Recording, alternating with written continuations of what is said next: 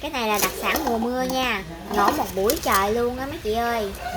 Tuy là đặc sản á, nhưng mà nó hiếm lắm luôn á mấy anh chị. Không phải ai cũng kiếm gặp được mà ăn đâu á. Mà em nghe nói á, nhẹ bóng vía lắm mới thấy được cây nấm này. Nhiều người á, đi đạp lên luôn cũng không thấy nữa. Mà không biết có phải không nha.